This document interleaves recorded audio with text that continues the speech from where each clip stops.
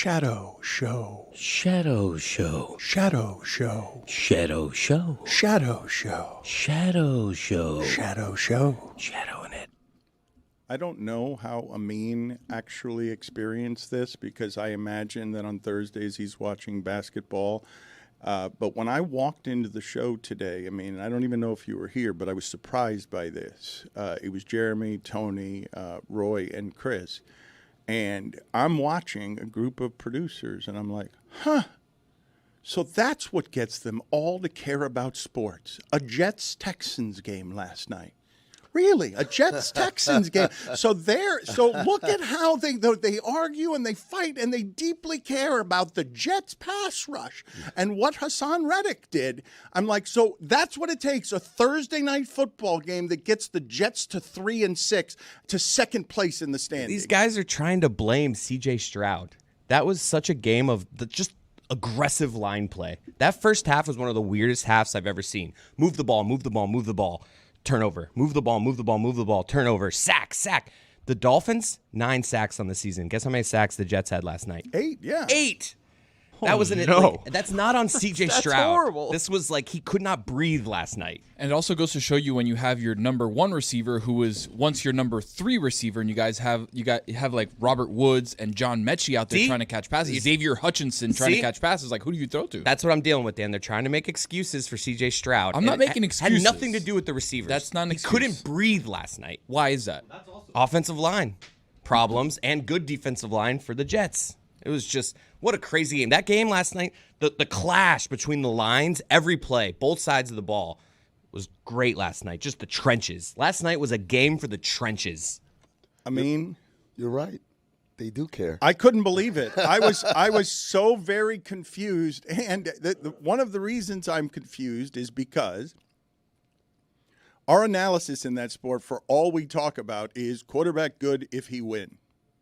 Like that's like we can say what we want, but what last night revealed is, the defensive line that Aaron Rodgers was going to make a champion. That's what it looks like when it renders C.J. Stroud useless because half the season has eaten up his entire receiving core. And furthermore, when we saw him be good, he had those receivers.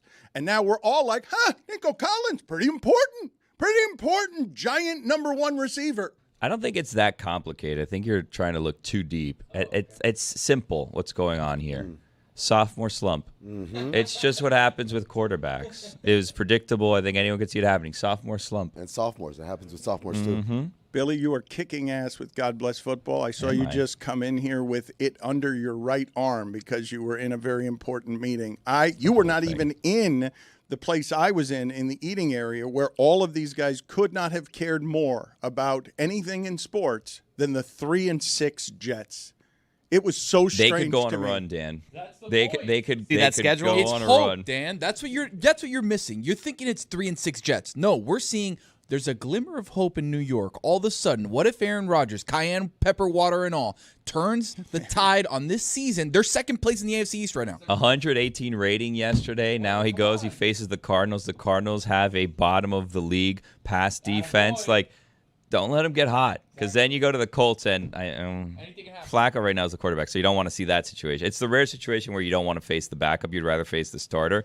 But now he's the starter, and is Flacco going to be able to carry the weight of the world on his shoulders as a starter? It's easy when you're second fiddle. You come in and you play the song, and people are just happy to see the fiddler. But now that you're the first fiddler, do we want the Billy, second fiddler? do you realize that one of the things God Bless Football has done to you, not unlike what it did, First Take did to Max Kellerman and Stephen A. Smith, is your takes are now twice as long on football as they used to be. Got to fill. All of them. Got to fill. We started the Shadow Show early. Yeah, we Got to did. stretch. Got to stretch and get us to that 9 o'clock hour. So I'm here. I'm just trying to fill. I'll give you. I don't need you want you a to minute? fill. I'll give you I 2.5. Let's get there. No, I want a minute. No. We're normally starting now. We started early today, so I'm just trying to get us there. What I Little want, stretch. what I want from you is please give me 15 seconds instead of 115 Don't seconds. even get him started on the Garrett Wilson catch. Don't I know it, by the way? That's been my life the last 2 days. It's like, hey, can you record this for the oral history, and then it's like, hey, can you record what you did but shorter? And it's like, okay, well, I guess. I mean,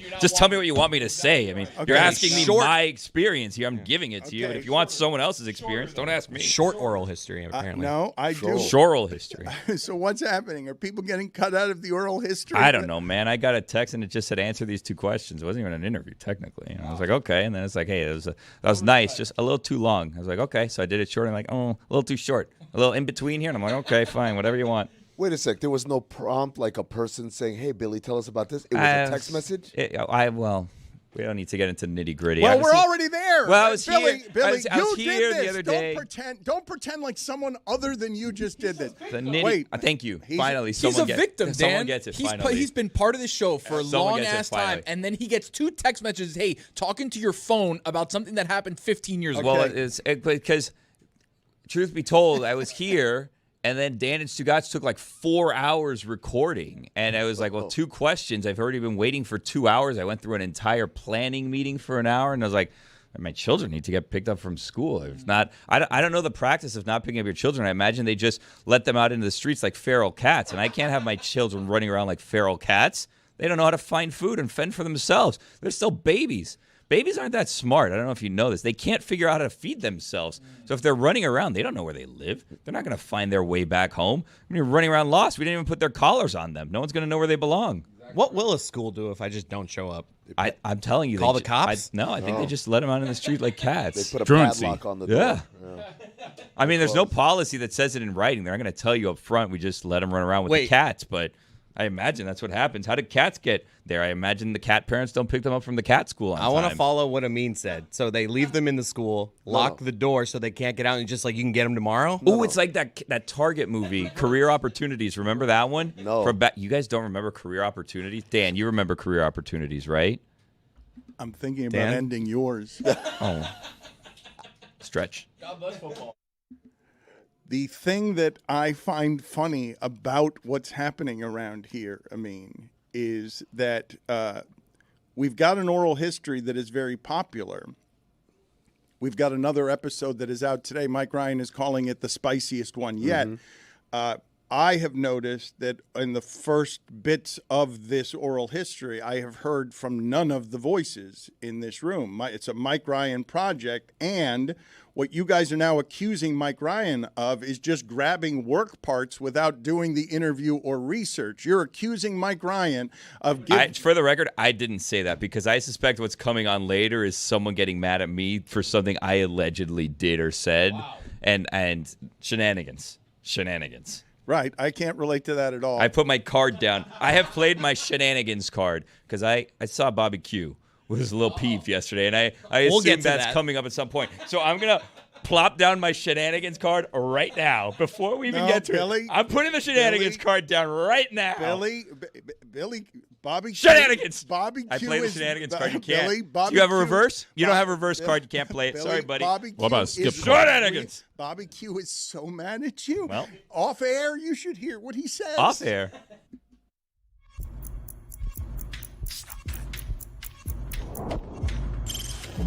Stop that. Stop that. Stop that. I hear him chat from the noise. Move too quick, can't stop for the talking. I hear him chat with the walking. Just too sharp with the prize. White girls let it tell me I'm awesome, yeah. Hot like fire on the pan. If you wanna touch my please use caution. Cold like 0 degrees. I'm out the cage, gotta let out the beast. Revolutionary, gotta let out the streets. Locked in a cage, I'ma let out the sheets. You can't go one more, forget my peace. You take the west side, take on the east. I'ma put him in the cage, never let out the. I hear him chat to the noise. Move too quick, can't stop for the talking. I hear him chat with the boys. Not so tough, but mans keep walking, yeah. Just too sharp with the prize. White girls, let it tell me I'm awesome, yeah. Hot like fire on the pan. If you wanna touch my please use caution. Stop that. Stop that. Stop that. Because of the general daily shenanigans around here, we didn't have time yesterday to get to Karl Anthony Towns going for 44 against the Miami Heat. And you are an exceptional national basketball voice that, I want your thoughts on that, but the general shenanigans of what we've got around here, I still want your thoughts on how you feel when you see break out around you a conversation about football where these guys can't stop talking about every permutation of Jets-Texans, including whether or not one of the greatest catches you've ever seen was actually in bounds or not. They could not stop talking about Jets-Texans, and I don't know, last night was not an interesting basketball night. Basketball's numbers are down. I think people are realizing the regular season doesn't mean a whole lot. Dan, and you say that John Morant and them boys slapped up the Bucks in a big game, a statement game for the West and the East. You think we're not locked in on sports, Dan? Well, I want to talk to about the Bucks because they looked confused, and Doc Rivers, that's a mess, man. Like, it's been a mess for a minute. Them falling behind the Celtics that way, like that, happened awfully fast, and it happened on Doc Rivers' watch after trading for Damian Lillard. But the problem is I can't get the rest of the group engaged where Amin is because Billy won't shut up about what's a catch and what's not a catch and 1 foot in and one ass cheek in. What? Was it a catch or was it not a catch? It was ruled a catch, but I don't know. Guys, I mean, it's clear. There was a shin down here. With Pickens, there wasn't a shin down. That's the difference. No. It's so clear. It couldn't be more clear. Yeah, but, like, here's the thing about the feet situation, right? Like, if the heel of your foot lands in and then the tip of your foot rolls out, then you're ruled out of bounds. But if your shin rolls in and your leg continues to move and then your knee hits out, your shin is in. I don't know what a football catch is because, like, the George Pickens thing looked like more of a catch. And then I feel like there was an outrage, and then there was like, we can't have something like that again. And Garrett Wilson made one of the greatest plays that I've ever seen. Well, I don't know about an SB. SB nominee, Play of the Year.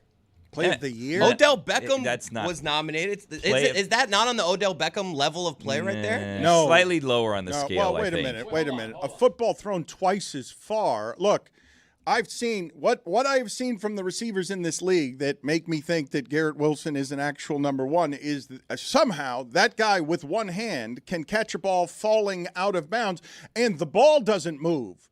The ball you've seen this from some receivers in the league right now. Amari Cooper's exceptional at it. Ball against helmet, ball's not moving as you slide 10 yards out of bounds and they call it a catch because with one hand, because you've got a talon that can grab a ball with one hand because of what human evolution is. But Odell Beckham's catch was better than that one. Billy doesn't even think this was a catch. No, well, I said I think that it was a great play. It was ruled a catch. I'm not sure. Now, I think I have a solution that I'd like to run by you guys, and this is I want to call it the clock system, right? And I've just come up with this system right now, so granted it's a little rusty.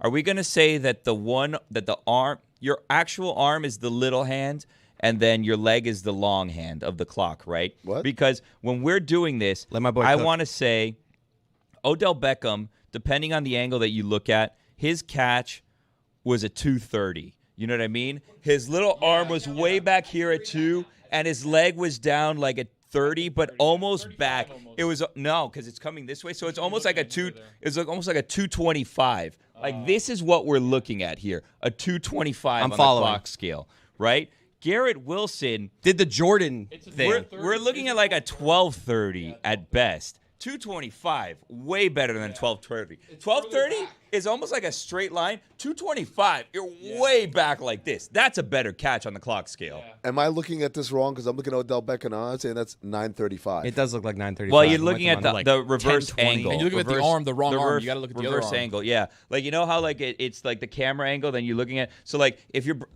as a broadcaster, if you're looking at it from one side of the field, you say left to right. But if someone's on the TV side, for example, and that's the opposite side of the field, you say right to left. Right. So here's the thing. Some people have a completely inverse memory of great moments in sporting history based on how they're watching it. Same thing in baseball. If you're watching from the outfield, it's like, oh, my God, I saw the ball flying. It was coming right at me. It's like, no, I saw the ball flying away from me. Wild. So, like, the people who were at Game 1 of the World Series saw Freddie Freeman's teeth, whereas I saw the back of his head. Yeah. But anyways, the catch, just like that. What you were saying, incredible play. I have no idea if it was a catch or not, but I feel like after Sunday with George Pickens, the NFL was kind of like, we can't have another debate about this. That's a catch. The question that the NFL has to answer, and I'll bring my knee up for this. Oh. Where does the knee end and the shin start? Well, That's what we're arguing here. Pretty obvious right there. That's the thing. Like that. What's that Where is middle this? portion? What is this? That's a good question. That's your shin right there. What is this? I gotta And feel it. for the audio audience, I'm pointing at a That's- spot on my knee. A lot of freckles. Just below. It's good video just work. below the Look, knee. Look. Well, you just said you're Whoa. pointing at your knee, so I think you've classified No, that as your knee. I said just below the knee, so it's the shin. It's Damn the it! shin, yeah. Yeah, it is a confusing question Hey, that Chris stop is zooming. asking. The whole point of freckles? this video is to get the joke of the freckles. It's a lot of freckles. That was not the joke. I thought that's all we were You going still for think it's there. fine shaming freckles. You Wait, always have. Chris, I've never seen that many freckles on that small of a surface area of human body in my life. You're Hey, relax yourself. I'm just saying. It's a big surface area. Wait, you talking about my knee? Yes. Oh. Are you bragging about having fat knees? What's going on here? Fees. Put it on the poll. Has cancel culture made it impossible now to make fun of freckles? For Dan. Because like a leopard. I thought the whole video joke we were going for there is, wow, that's 100 dots racing each other across his pale leg to get to what he's identifying as maybe his knee or below the knee. I just want to go back for a second, though, because we do analyze every microscopic portion of this game. Billy didn't realize as he was doing this, because Billy's chasing around kids and may not have clock noticed scale. some of the places where he ages out. There's a whole bunch of people listening right now who have never seen a clock the way that you're describing that. Yeah, that's right. Kids in school right now, Is that so? they're not taught an actual hold clock. on. They use a digital clock. Hold on, they still got a clock in the center of the room. But no one's teaching them how to use it. No, they know. That's though, just 'cause a they're like, decoration. the bell's I mean, about you're to go. waving me off. What do you mean? Decoration. Tony, I'm telling you, these classrooms have digital clocks. No. Yep. Like, They you- took away the stick clocks? You could set the face of your your Apple Watch to one of I'm those. not saying that you can't seek it out and learn it. I'm saying we're not teaching it anymore. That digital clocks are going to rate. There are people listening to you right now that don't know what you're talking about. And I thought it looked like 11:30 on the clock. The yeah, I'm with Dan. Odell Beckham clock is even better than I thought it was. 11:25 is the Beckham clock, and he looks that Beckham catch I'm now seeing in retrospect a good deal better than the one I saw last night. Wait a second. Are you telling me we're losing recipes? That's what's happening. We're here? losing the recipes. Speaking of which, I mean, because I did want to get serious for a moment. It's fun while it lasted, boys. Bob Costas was on with us yesterday, and because people don't respect the past and history, Billy Gill most Disrespectful. among them, falsehoods. Bob Costas has been a broadcaster who has been the very top of the profession for 40 years, talking about everything from sports to other things, because he could have had all those journalism jobs, all the Nightline, 60 Minutes. He was not just a sports guy. He was somebody who had world views for 40 years. He's been good on all subject matter. I bet you he still has an analog clock. For sure, in the study.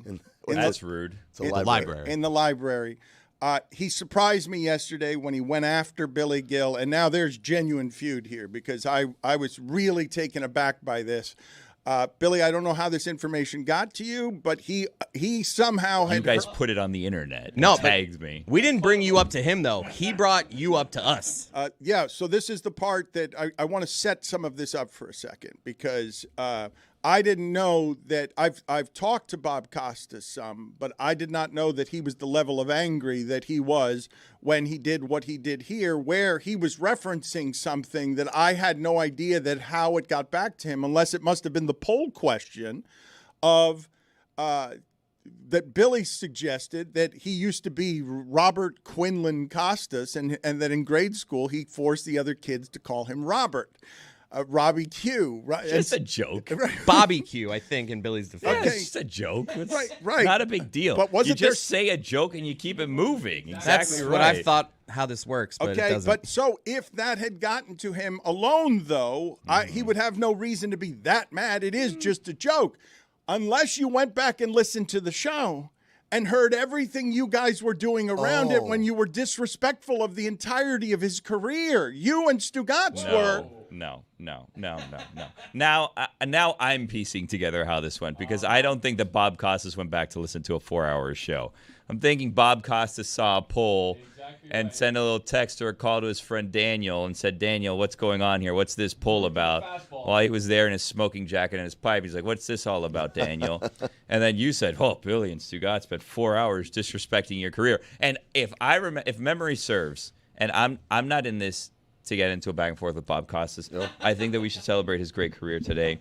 He announced yesterday that he was retiring. Not on this show. No, he announced exactly. later that he's retiring. That's the part, Billy, sorry to cut you off. That's the part we should be talking about, is that Bob Costas came on the show. Friend of the show. Gave us 25 strong minutes and never once said, by the way, adios. He went on another show to divulge that information. We could have used that. Well, the point being, I feel like we should be celebrating Bob Costas today, the legendary broadcaster. He's stepping aside, retiring from broadcasting the game. Now, all that we did the day that this, incident occurred was discuss that there was social media reaction to the way the game was being called. That's all we did that day.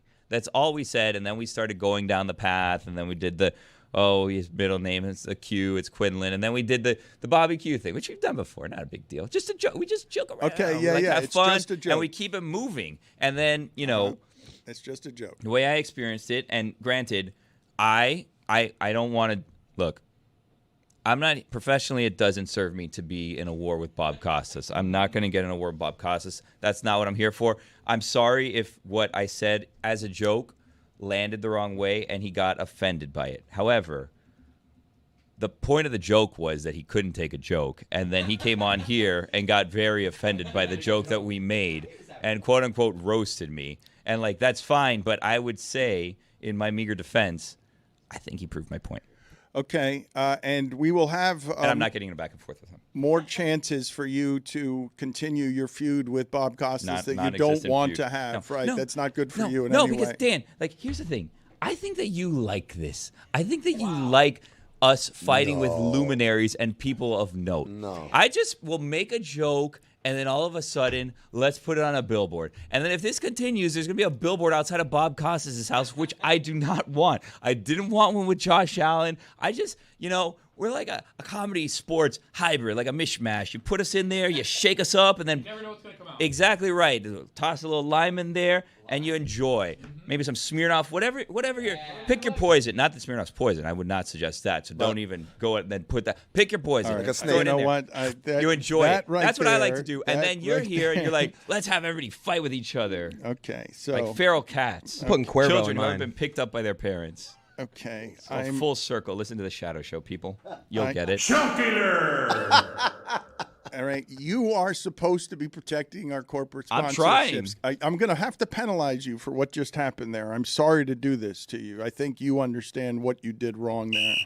I covered Minor my penalty, tracks. 2 minutes, stumbling.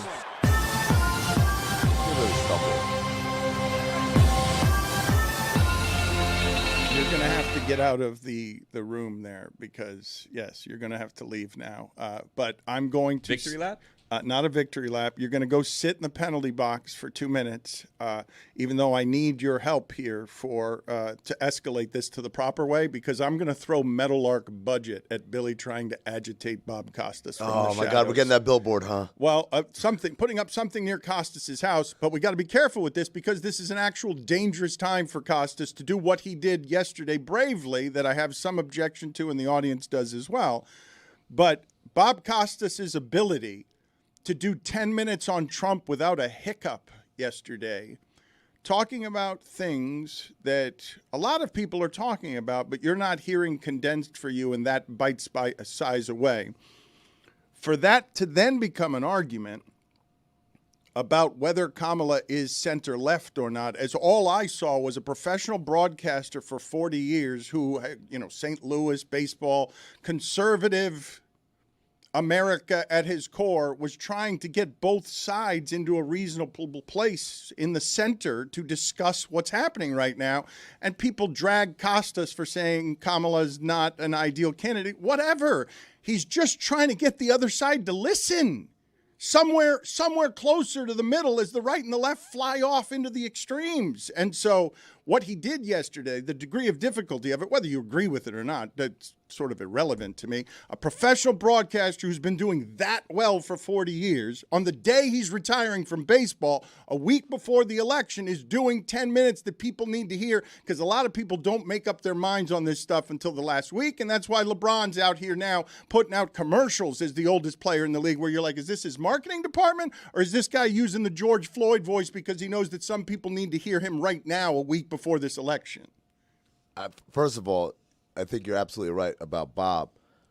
Regardless of what he said, the craftsmanship of how he said it, that was the most shocking thing, because I'm watching him go, and he's barely pausing to take a breath, let alone any sort of misspeak or no hiccups. miswords. A man who covered the Olympics live. Like, this is the part that Billy and Stugotz disrespected, and I'm sorry, I'm not going to go there with them. As they say, I'm trying to escalate things. No, what happened with Bob Costas yesterday, and this is the part that surprised me, he gave you his resume on things he's done, because on this show, the people don't seem to know what the resume actually is. Like, that's what surprised me about what Bob did yesterday, where he goes straight to, I've been on Conan O'Brien, I've been on Letterman. Pootie Tang, basketball, but respectfully, we dropped the ball there. He is elite at not missing a step. We are elite at missing all the steps, because when he was rattling off the bona fides, anybody with a button should have hit look at me, Louie. That was He was cooking, though. He was cooking. He was cooking, but he was also would have rattled him. Looking at me, Yes. Louie. Well, let's listen to this sound, because this is not instigated by me, and this is not me talking to Bob Costas off air. I didn't know he was going to do any of this. The prompt was us just asking, is it a den or is it a study? I want the sound of him going after Billy. It surprised me, and not just because in the middle of it, Fat Prince, Elton John, Austin No Powers You have no shame. is in the middle of executive producing.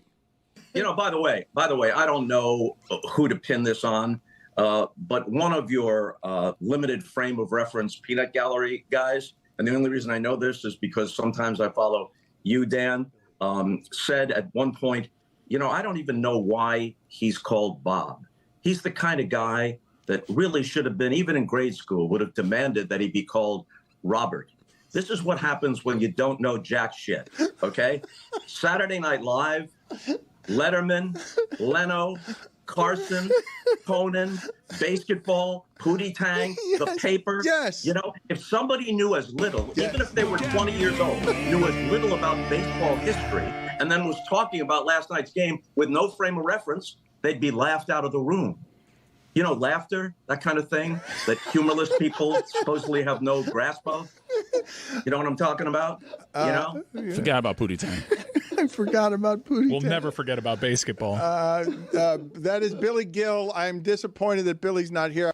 I mean, I know where the objections are, because every time, as this is the divided America we live in, every single time Bob Costas comes out every couple of months to talk about this stuff, because it's an important time in America. And even though he worked in the sports department, that guy's always been a journalist, not just a broadcast journalist. He's conducted himself with the sensibilities of somebody who has print journalism credentials, and he's one of the best to ever do it.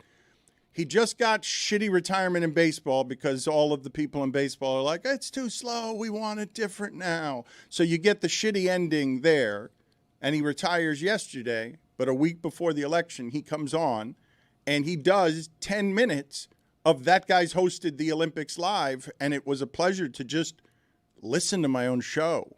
Like, listen to somebody who's just to sit here and listen to somebody who at important times in America has come out of the playpen to do journalistic things. He did a live interview with Sandusky at a time, just put him on the air at the time that we're in the middle of the biggest sports scandal in our careers, and it's not top 10 things he's done in his career on television.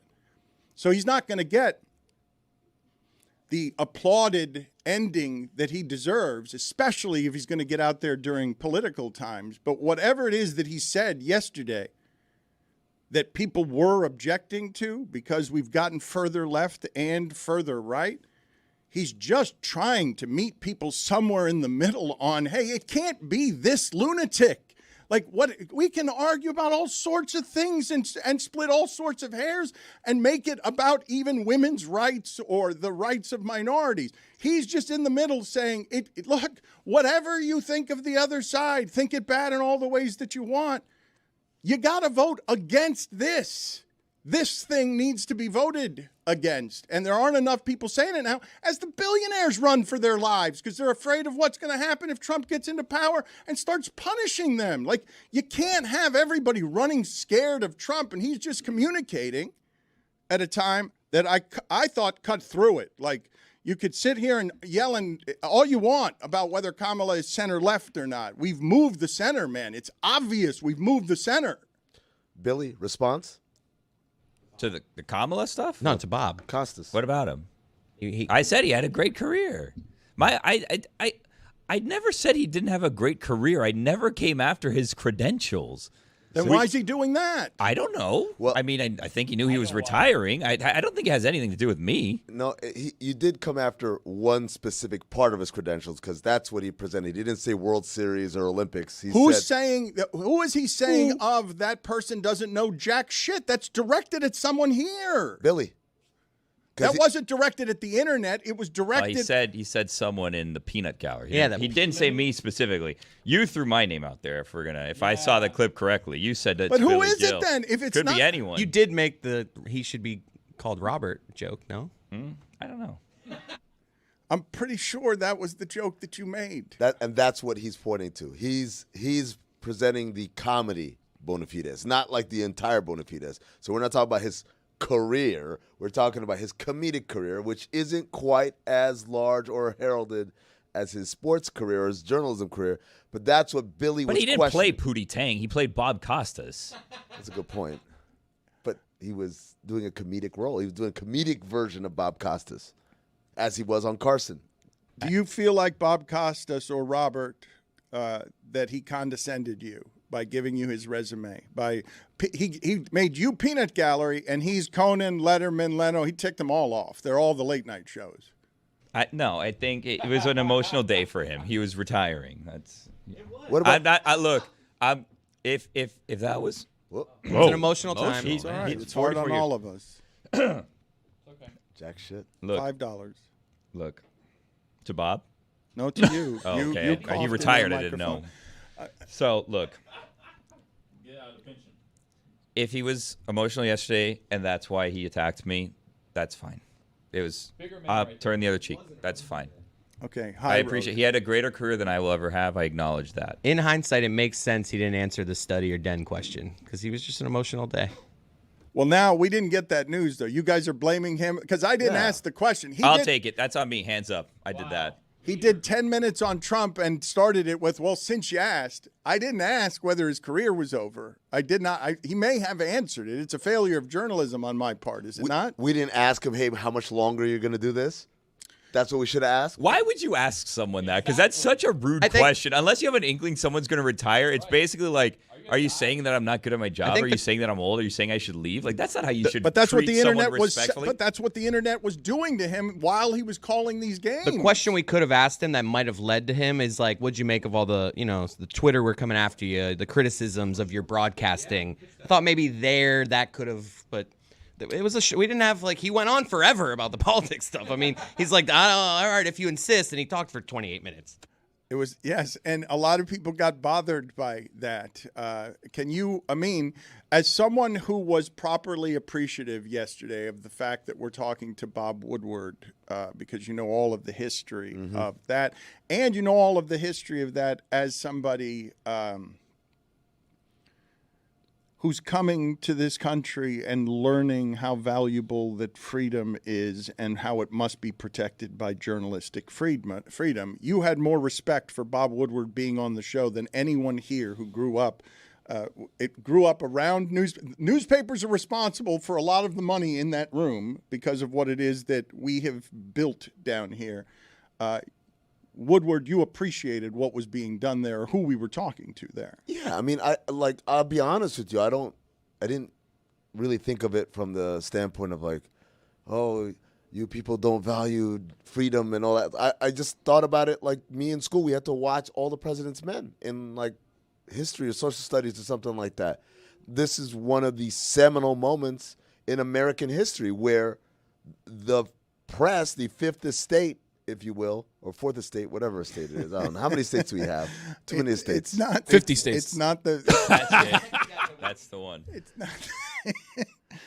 But this brought down the president of the United States, which, Dan, you know this very well. In a lot of countries, that's absurd. That's correct. That a newspaper guy can That's write correct. something, or two newspaper guys can write something that would end a presidency.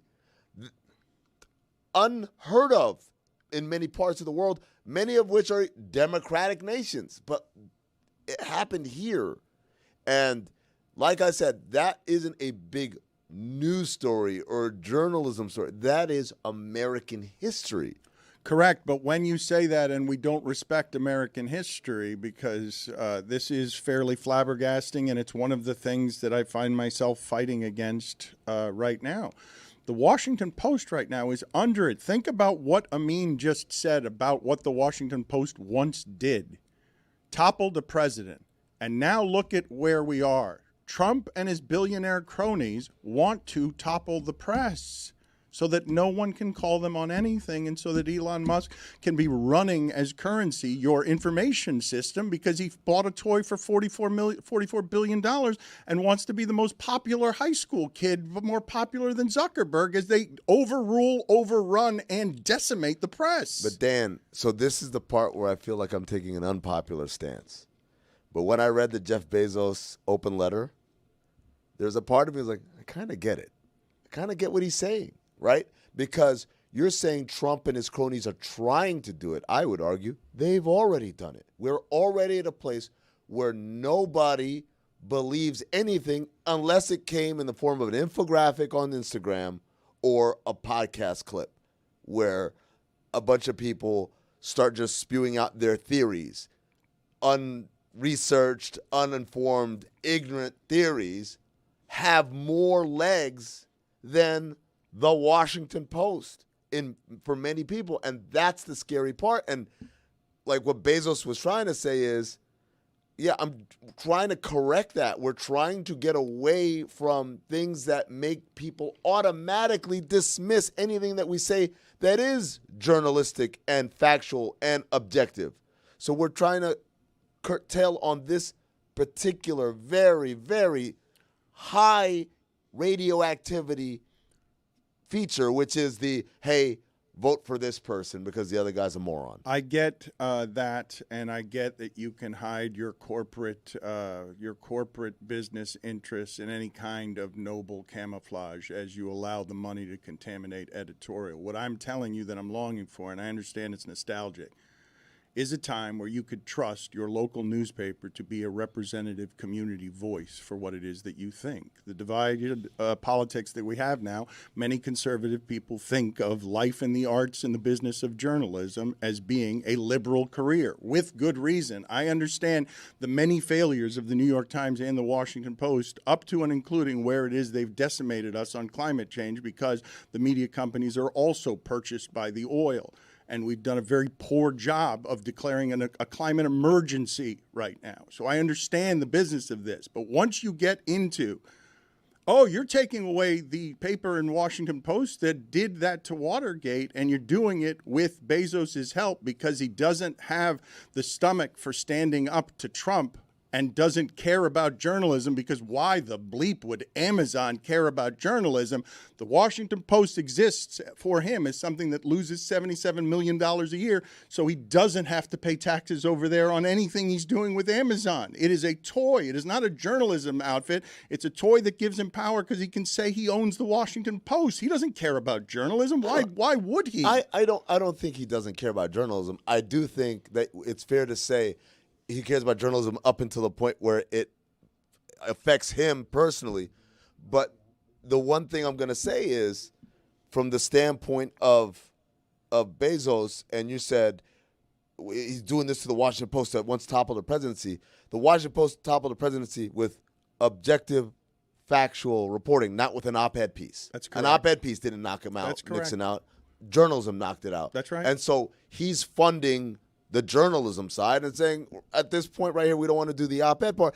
Now, what Pablo said, and a lot of Jeremy said in my ear yesterday, is when you have that kind of power, oftentimes it's not just what's reported, it's also what isn't being reported, what you choose not to report. And that's the part where our minds go wild a little bit. The more I think about this, I think I have an above average size knee. Because I think if the knee is here and the shin is here, my knee goes far. I think I have you're a big, bending it though. I think I have a Ashy. no. I'm Big saying, cap. like, If you my straighten it kneecap, out, my knee, straighten it I have a out. Straighten it damn out. big Okay, do this. kneecap. Put your finger on where it's straightened out, and then, Like I think my kneecap goes from like here to like I got a big Everybody's kneecap. kneecap goes from Nah, there to mine's there. bigger than yours. Have you guys ever seen, like, it's a portrait, but then when you zoom in, you realize it's made up of very little portraits? how do they do that? That's what his knee looks All like. right, fine, Dan. I'll count the freckles. You'll be here all day. 1, 2. Watergate was easy. You should Continue. ask Woodward this question: what the hell is this part of Chris's leg? Is that his knee or his shin? Where does the shin start and where does the knee end? Well, A the leg- question as old as time. well, Sounds the like a leg barrel bone of laughs connects to I the missed knee yesterday, bone. huh? I kind of feel like the knee ends right where that dip happens, right below your knee. If you're touching your knee, you feel the kneecap. Where your middle, shin bone starts? and then the shin bone starts, and it's like a shin guard. It's like this one big sheet of bone. I'm sure it doesn't look like that in real I life. think the internet just saw my balls. The leg bone's connected to the knee bone. Yeah. I had Knee bone video in my ear being like, "Get your knee down, Louis- quick!" Wait a minute. No. Lewis has been Wait going for a that minute. for the first 20 minutes of the show. I've heard Lewis say 3 times I was trying to get the balls. Well, I think he did, and then he panicked. Well, because he's an idiot. Like, what? Have you guys not figured this out yet? Also, Chris having his leg at 12 o'clock or 15 What or whatever. time was That's my what's up leg there. at? Well, where's Billy? your arm? There Yeah. go the balls again. You need the arm. Telling you, the balls are Put the they're arm there. up, Chris. Put I the arm mean, was it super 5:45. important for you to cite Jeremy in your head as a source Yeah, really yesterday? weird. when You know were what? trying- You 'cause know no what? one would You have know known what? that. You know what? No, you No, gotta be I'm accurate. with Pablo said him. it. I'm Jeremy with said him. it. My I'm head with him. said No, also. I'm- You can't, I- you no. can't, you know what, minutes later. He needed 2 sources. Greg Cody, major penalty, 5 minutes. It's just journalism. It's a me maximum. Wow. It's a me maximum penalty. There was no reason for you to say the one comment I got from Jeremy in my ear. Now I'm doing a show just to credit Jeremy on something he said only to me that is only being repeated now because I'm stealing it. The single most inefficient way to do that. It was Hold on. nice, but Hold on. unnecessary. It is the polar opposite of me maximum. Me. Greg Cody, major penalty, 5 minutes. Me maximum. Your Honor.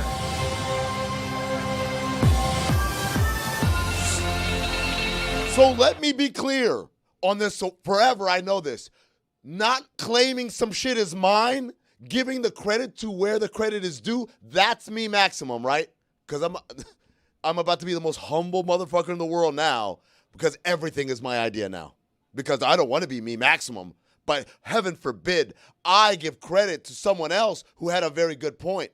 No, me maximum means I'm giving credit to people. Okay, I'm about to be humble and never credit any of y'all. Guess what? I said that Bob Costas isn't funny. I How did about give you that? a couple lines yesterday that you didn't credit me for. What? No. Well, I was What? too humble to Bob credit you. Costas isn't funny. I didn't say, for the record, when this No, gets- Billy said that. I didn't say that. Humility. I said we should be honoring your career, Mr. C. Like, I'm just saying that right now. Hey, Kevin Millar, Bro Hall of Fame. Yeah, that is true. That's He is my, right. no, that's my point. I made that point. Nobody else has made that point. I'm humble. The foot bone connected to the leg bone. The leg bone's connected to the knee bone. You wanna see The my knee balls? bone's connected to Okay, the- you know Put your what? knee up. Let me count your Oh, freckles. okay, No, How many freckles you got? No, you gotta get it. No, you no, definitely no. gotta get it. Want to see my? Put that in the club, guys. For ruining comedy. Greg Cody, major penalty, 5 minutes. Me maximum. Major penalty, 5 minutes. High sticking. The whole game is conduct. Major penalty, 5 minutes. Ruining comedy. Major Out. Like out for a long time. What's I- the maximum you number of do people in not- hockey that can be off the ice? Just look. You have crossed the line, man. When you're aggressively shouting after I've already told you that Lewis is an idiot for going in on freckled balls over here, threatening our audience with. They're not actually freckled. It's weird. Really?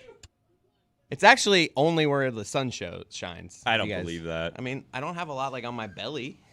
How about on your I'm not ass? showing you. Let me see your belly button. I'll show you my ass. No, you know what? You know what? No. I think Bob was right. You know what? This show, what he just did. If you notice on the inside of my arm, much less than on the outside of my arm. Oh, That's where wow. the sun is more. Hair also. Why is that? Does sun cause hair to grow? Does it? You guys didn't let me get to what I wanted to get to. Vitamin which D. is the LeBron James postseason ad and also Feisty Tua. Now we've run out of time. We have another segment. We're doing Feisty Tua. After Ron McGill, we are doing Feisty Tua. Okay. Ooh, Ron McGill today. Yes, Ron Ron McGill McGill on a Friday. We've also got Jim Trotter as well. But I don't know what to do. Billy, you're we just got done with a segment. I think it deserved all of those penalties where Amin aggressively shouted at the YouTube audience for some reason on a Friday with just truly terrible judgment. Here, cameras, come find my balls. Like that. At least he said it as a question. Do you want to see my balls? Like, I think is what he said. Like, honestly. The answer's no. No, a firm no. Not for everyone.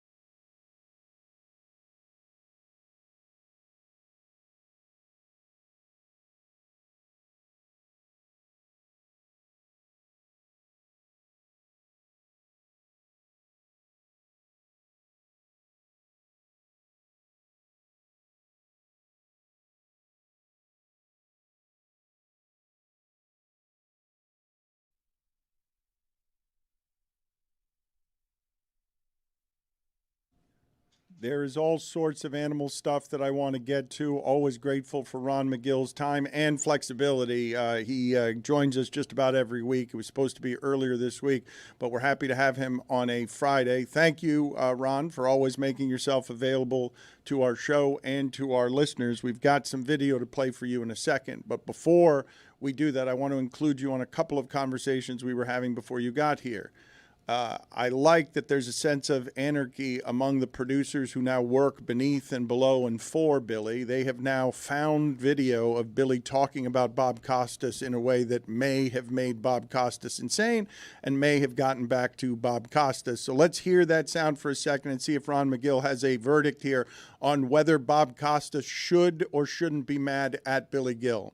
Calling Bob Costas Bobby. I'm sure he was called Bobby in grade school. If anything, I'm reaching out to him as a friend, I would say. Mm-hmm. So 65 years ago, you're referring to him as when he was 7 years old instead of 72. Yeah, you don't think... Actually, you know what? If we're going to be honest, Bob Costas, when he was a child, made people call him Robert, right? Yeah. Like, for sure. Like, Robert Q. Costas or whatever his middle name is. 100%. He never wanted to be Bobby. I'm surprised he even allows people to call him Bob.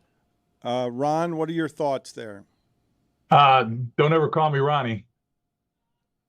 About Ronald. No, I think that's even worse. Wow. It's just Ron, no Ronald, and no Ronnie. Ronnie was what my parents called me when I was, like I said, 6 years old. That was about it.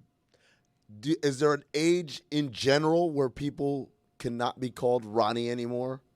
Or is this just a Ron McGill? I think once you're, once you're in the 4th, 5th, 6th grade, that's no more Ronnie. Ronnie Cycli would like a word. I don't. He's a DJ. That's a different Ronnie. That's R-O-N-Y. My Ronnie is R-O-N-N-I-E. That's no. Sorry. The Y's better. What's the distinction there? The distinction is that Ronnie Cycli, that name is more of a Greek derivative than my name. Ronnie Brown would like a word.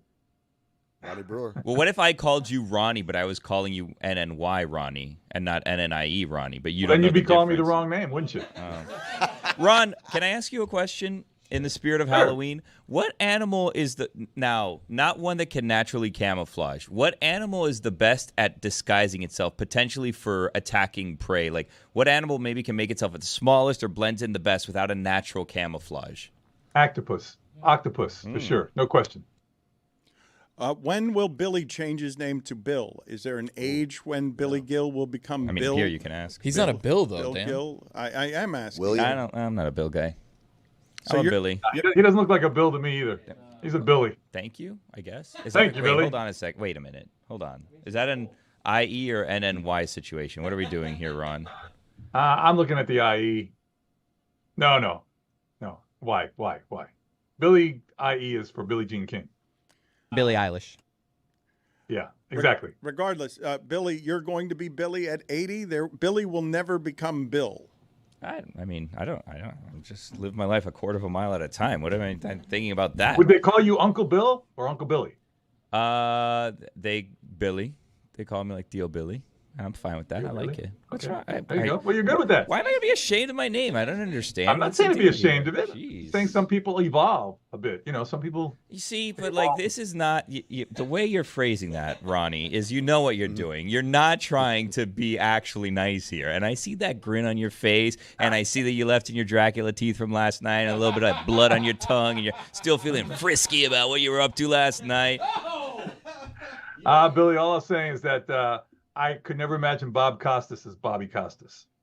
Same. You call That's Pat exactly Riley what Patty I said. Riley? You call Pat Riley Patty Riley? No, I call him the Godfather because if you don't, Okay, there you you're go. blackballed in this town. Uh-oh. Now you're going to feud with him, too? I didn't know such thing. I'm here talking to Ron about animals camouflaging, and you're then bringing up old clips from weeks and months ago, and it's a whole thing. Someone brings up Pat Riley, and we're just talking about Halloween costumes and animals. That's all I'm here for. I'm here for a good time. Bill, you know what? Not Bill, a long time, a good time. Bill, you know what's going to happen now? We're going to have a billboard across in the Heat Arena. Call it like please don't. Godfather in air quotes, and it's going to that one we could actually do because all we have to do is spray paint a sheet and hang it over the side. Ron, why did I say that? Because now that's going to be a thing. We should do that. See? Ron, did you go to the Roncula well again last night? No, Roncula's dead. Roncula's What? been dead. I was gonna say, he can never die. Hold on, That's the Roncula's whole always thing. I dead, stabbed no? you with a stake. Roncula is dead. Why? Stake in the heart, silver bullet in the head, and he's dead. Well, what are we up to now? We're up to just Ron McGill. You know, Ron. That's it. Well, just are you Ron. okay? You going through Wait, something? wait, wait. Dan wait, didn't wait, dress wait, up. wait, Ron wait, didn't wait, dress up. wait, What's going on with wait, you Wait, two? Dan Dressed up in didn't his dress zoo up? uniform? Billy, Dan didn't dress up yesterday. Why? At night you dressed up. Hell yeah. I don't like to dress up. Don't bullshit a bullshit. Gaslighting us, The Dan. luchador was pretty good. Dan the luchador was pretty Yeah, good. I lost a lot of grid of death punishments, and I paid my bills. Unlike people around here, I need to get something before we leave here today, legislated by you guys, on a punishment for Lucy, because you can't just not do a fine. Like that's Very not- defiant. Like that's not allowed. And so now I've got a problem with corporate because I want to take it out of her check. Like you're not Well, allowed. that seems I was that's on- crazy. I was on Harsh that email, situation. and that didn't go over well. That email? What do you mean that what? email? Wait, what do you mean that email? We will get to that in a second. We will get a ruling on that in a second. Don't let me leave here without getting that ruling. But the breaking news of Roncula, the most sensual of McGill characters, with permission to be a debaucherous, gluttonous, sensual being. Roncula has been a hit at parties for 15 years. That you steal and rob from your wife and your wife's day because you're so me maximum about being Roncula. Does Roncula die a death of ego because you've made Halloween about you for 15 years? You done? Ooh. See what I'm saying? He's feisty today. Everybody's feisty this week. Man. Why is Roncula dead? What happened? You're breaking giant news there. Well, you know, Roncula, first of all, doesn't go bald. Roncula doesn't have a pot belly. Roncula doesn't get old. Ron McGill does. He's dead. I think that there's a possibility of an evolution here, Ron. Like, I think you said that I wouldn't evolve. I think there's an evolution here because, like, you can very well bring Roncula back, but now it's a different Roncula because it's a zombie Roncula. So you're now a zombie vampire when you come back. Hop on the Peloton, do a couple classes with Kendall Toole or whatever, right? And then you come back, you lose the belly, and boom, Roncula, vampire. The purpose of Roncula was not to be a zombie. The purpose of Roncula Zombie. was the Prince of Darkness, the lover there. of the night. Bite the necks. Yeah, there you go. My man, hell yeah, Ron, fist me. There's nothing sexier than a woman's neck, especially the back of her neck. The back of a woman's neck to me is just like, oh Me and my Ron. God. There's a scent there. There's just an aura about a woman on the back of her neck. That is just Ron, fist me. Vroom. Fist me, Ron. All right, enough, everybody. There you go, buddy. Let's There you all. go. There you go. Okay. Oh, let's- yeah, come the first on. time. No, please. Well, how's your uncle? After he threatened us with his balls, that's what we're doing. That's what we're doing as a show. Ron, I've got some video here to play for you, but I also don't want to leave here today without playing the feisty Tua sound. We have not talked enough about what's going on locally with sports the last couple of days.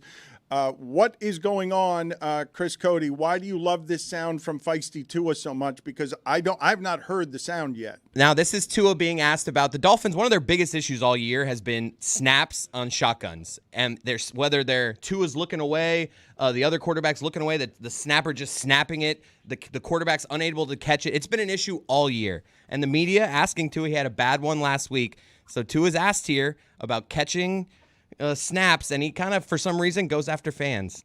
I have pretty good vision. I have pretty good hands. I mean, I'd like to see a lot of other people go in the back there and try to catch that ball too. You've seen it wasn't Brew's best, and Brew knows he can get it better, but it wasn't my best as well. But I'm just saying, to give perspective, it's not as easy as what it looked like, sitting down on your couch eating chips. Oh, what's dismount? Jeez. Why is he coming after me? Hey, Tua, catch the ball. You said you have good hands. It's what you started the clip with. And you're blaming your center? I mean, who's just shilling out blame? It was the center, not his best day. Not my best day either, but hey, you enjoy those chips? I do enjoy those chips. And you know what I see when I eat these chips? I see shitty football. That's what I see. No. Get it together, Tua. No, this is ridiculous. I'm a Tua supporter. This is ridiculous. That's a ridiculous take from him. Hey, Tua, I'll eat less chips. You catch the ball. Deal? This Sunday. We'll see if it happens. Wait a minute, that's not a deal. You will not eat Will. less chips. This No, you Sunday, will not. for No, one no, Sunday. I don't believe For you. one Sunday. I don't believe you. Because I got some sour cream and cheddar ruffles waiting for me. I'm only going to go in for like 3 handfuls. The orange bag. I'm only going in for 3 handfuls. All right, less chips for me. Catch the damn ball, Tua. How about that? You know what? Don't blame your center. I'm going to side with Chris Cody on this. And Tua, don't chip shame me when you guys can't win a playoff game. Thank you. Never mind the chip. Thank you. Think about the chips that I wouldn't have eaten if I was just like, I'm not eating chips till they win a playoff game. I wouldn't have had a chip since I was 8. Why is he chip shaming us for loving chips? I will not have him punish us for being people who love chips. Like what? We can't criticize the game while eating chips. We got to do one or the other. You know what? He's right. No chips till ships. No chips till ships. No chips till ships. We need more than 2 of us. No chips. No chips till. Who's it? Jeremy? Damn it. That's a good band. 2 of you. Just 2 of you. You could just serenade Tua. Ron, are you mad at the Dolphins? I'm disappointed in the Dolphins. I keep, having this great hope and great things that are going to happen, and then, it's just disappointment after disappointment. Gosh, I came here in '72. Okay, that's when I moved to Miami. I got to meet those guys. And you got to feel that. Even when we weren't going to the Super Bowl, you still had great games. You had great competitors. I guess I'm old and I'm spoiled. The Marino days were very inspiring. There were some great things there. And then we got a great team. We got great talent. They're just not able to seem to mesh at the right time. And that's just frustrating. As a fan, as a person who just, bleeds Miami, it's very frustrating for me. Let me remind the people this segment is presented by LinkedIn Jobs. Post your job for free at linkedin.com/prep. Terms and conditions apply. Let's get to some video here with Ron McGill. Ron, can you give me some play-by-play here on a video I saw? I have not seen this kind of animal before, and somebody was pointing out, why is it that we are looking for the mysterious Bigfoot when this is a real creature that exists in the wild? Do some play-by-play for us here on what you're watching. Okay. We're looking at, big male orangutan. Yeah. Big cheek pads. You see those cheek pads? This is the largest arboreal animal in the world, even though this guy's down. He spots you. He sees him go, who's this? Who's this in my jungle? Don't get close to me. This is my jungle. And he owes those cheek pads. That's something that dominant males will get, not the females. Okay, if you want to give me gifts, you can stay. Okay, stay, get your pictures, get a little more gifts, and that's what he's doing. He's showing his size. From fingertip to fingertip, the wingspan on that animal is over 8 feet. Okay, they can grow to over 300 pounds. They make this great guttural sound. They kind of go. You got to be a little more. You got to be a little more discerning with just eating the first thing tossed to you, though. No, it's like what I learned with Halloween candy last night. You got to be. If someone tossed the orangutan something, he just ate it right away. Well, you know what? He's a finely tuned eating machine, so he's asking for basically a toll there. If you're gonna pass by here, you're gonna get a shot at me. There's a payment that needs to be made. Make the payment, and you're okay. And they say, okay, here's the payment. And they throw the payment. He gets his payment, and he's okay. You get the pictures, and you get to be on the Le Batard Show. This is big. This is huge.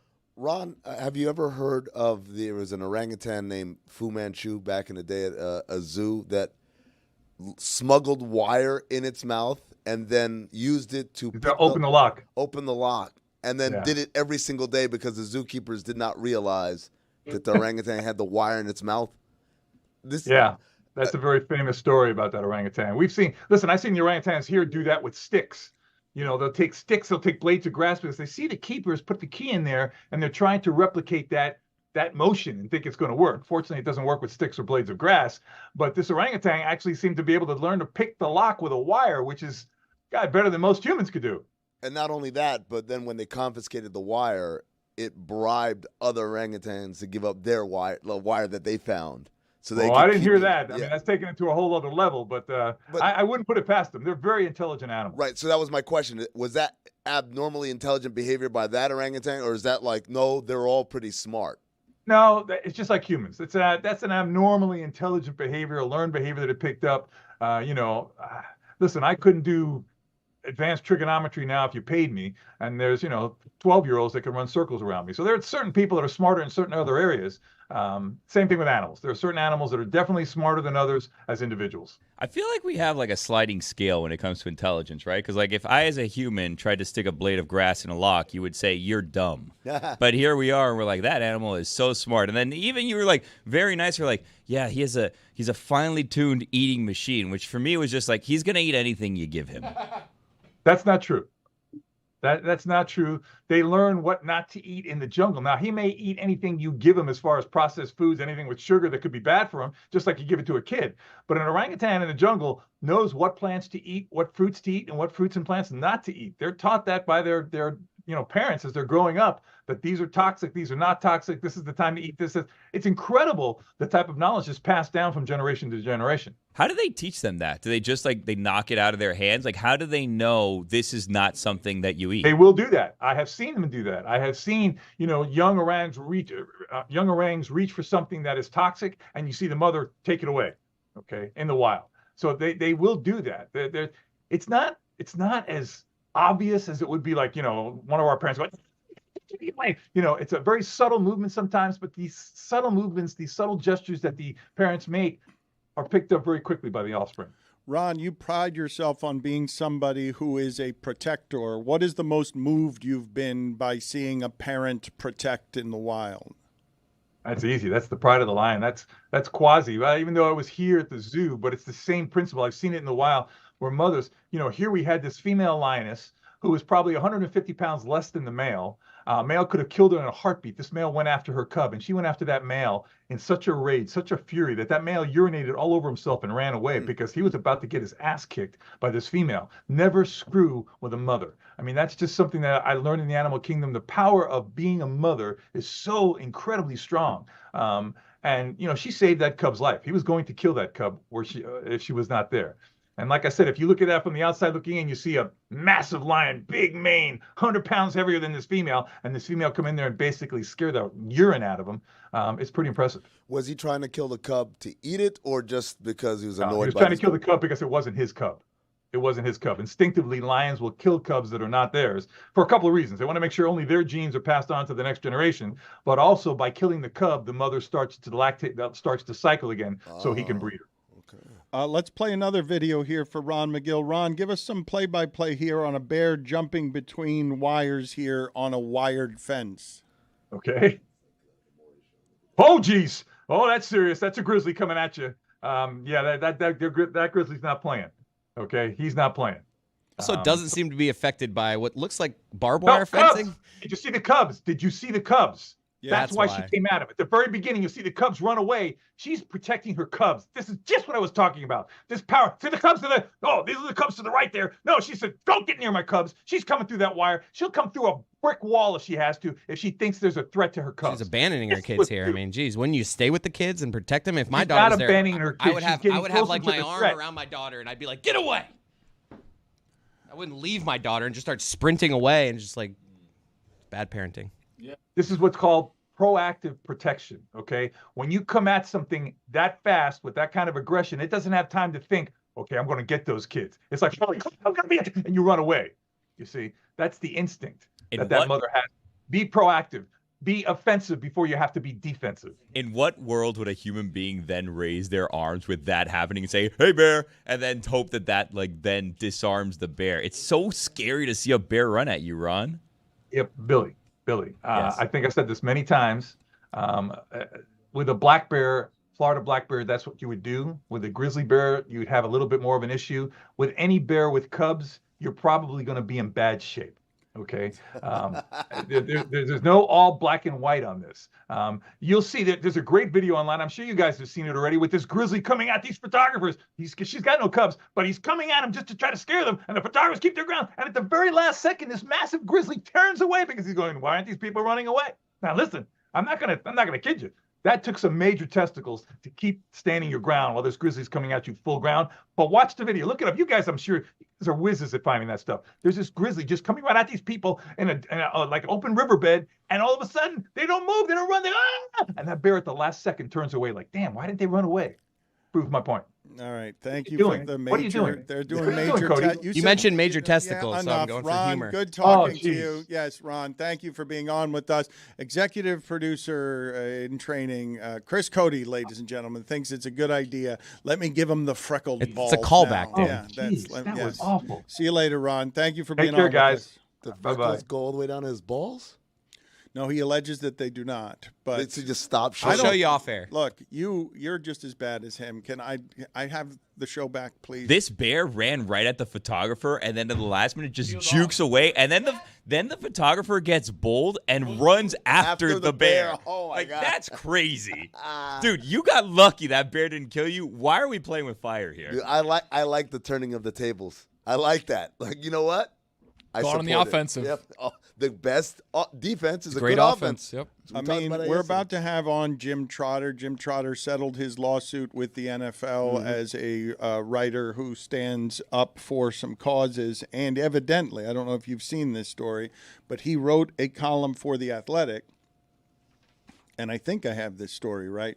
He didn't like how it is that it was edited, even though it was a column about basically what happens on a Monday night telecast when you come on and you troll the audience by wearing a MAGA hat and then run off into the shadows and don't answer questions. I've got some questions for him about that column, but as we enter the last few days before what promises to be a tumultuous election that will probably last a couple of days at least after that, when you've got a presidential candidate who's not going to concede a result if he loses.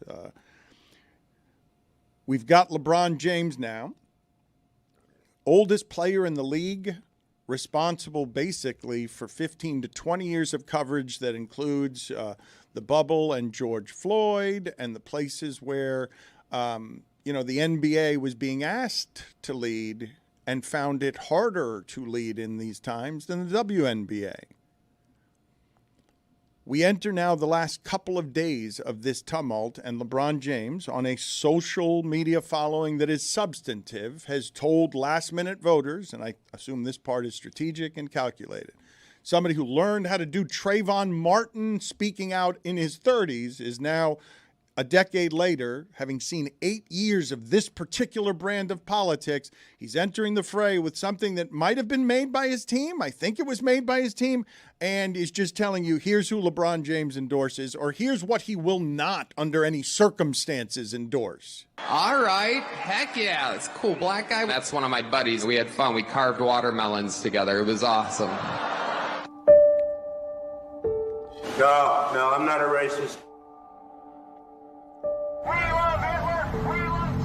They're taking black jobs now. The whole country is going to be like, it'll be like Detroit. A lot of it's about the genes, isn't it? Don't you believe? They're poisoning the blood of our country. Troublemaker. These are troublemakers. Look, I love the old days, you know? Do you know what they used to do to guys like that when they were in a place like this? They'd be carried out on a stretcher, folks. Like to punch him in the face, I'll tell you.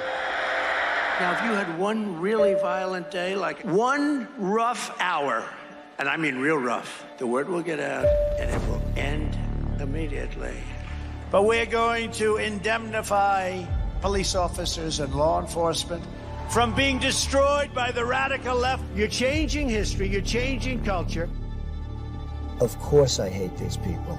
And let's all hate these people, because maybe hate is what we need. Yeah, I think he did it on his phone. That wasn't his team. Just cut it together? Yeah, some good editing there. Have his glasses on, like, oh, this would go really well right here. Cap cut. You guys don't believe he handled that himself, that he was interested in making an artistic statement on his own? Does it matter whether it's done by him or his marketing team? No, I mean, I think, he tells them, hey, guys, I want to do something. And then they say, well, how about this? And he says, great. And then he posts it. I picture they send him like 5, and he's like, I like this one. He picked the music. Like he chooses. He gets 5 sent to him. They're all around the same. Hold on. Roy, you got him in the library of, like, the royalty-free music. Just nah, this one's a little too cheerful. Nah, this one's not quite dark enough. That one's That's dramatic. The one. That's the one right there. It only hit the 4 mark on the amount of quotes from Trump there that were exactly quotable by Hitler. So it hit the under for me. Wow. What happened to that game, Jeremy? I thought I we played were it on gonna Because play... Miami instead because I got afraid of our audience who was telling me I'm not a Jew for supporting Tim Walz. So really good stuff happening on the internet these days. Wait, few days until the election, guys. You should really register to vote. Make sure you're out there. You realize that we've only got, like, what, 2 more show days of this? and then life is going to get boring. What are we going to talk It's not about? going to be 2 days. It's No, going to be only 2 longer days. Yeah. than 2 No. days. Well, we can get into it then, all the quotes from Trump that are exactly the same as Hitler's. We'll do that next week, I guess. You think they're going to be able to count all those votes on Tuesday? Yeah, Wednesday, Really? Wednesday it'll be done. And surely Trump will then No. just gracefully concede. Yeah, just bow out. No giant day of violence or anything. Sure. Yeah. Giant day of violence. The one he talked about in that clip. Well, but okay, so Jeremy had a game. Who said it?